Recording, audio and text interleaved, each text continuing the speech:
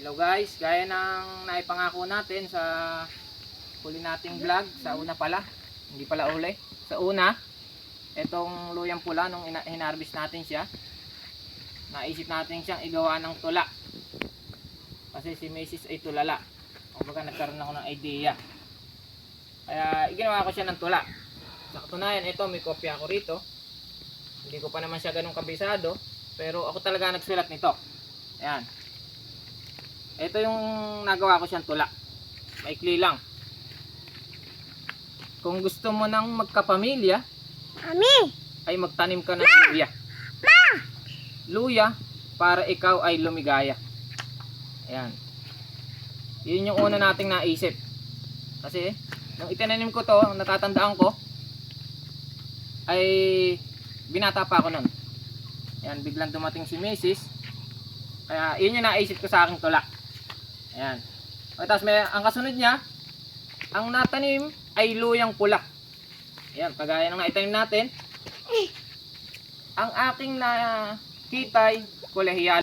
Kaya ako ngayon ay may masayang pamilya. Ayan, totoo po yan sa mga nakakakilala sa akin. Ayan, basing-base sa tunay na buhay po itong nagawa nating tula.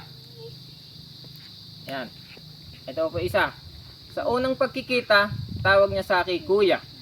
Sa agwat ng edad, malaking diferensya. Dahil doon pala, ako liligaya. Ayan. Totoo po. Kasi napakalaki ng agwat ng edad namin ng aking misis. 10 years po. Kaya talagang medyo na karoon ng idea. Na medyo na i-weigh natin sa karime ng luya. Miya yung dulo. Ayan. Ito po yung huling talata ng ating tula. Sa akin nagsanay sa kanyang mamahay. Kumbaga sa akin po siya natuloy.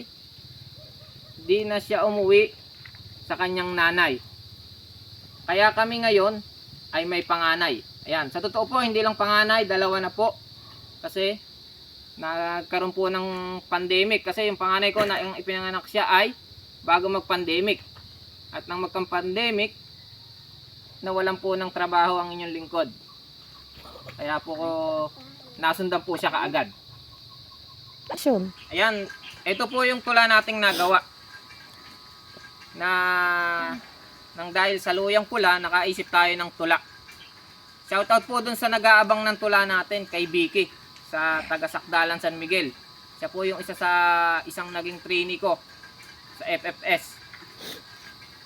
At syempre, ayan, tinupad po natin yung sinabi natin.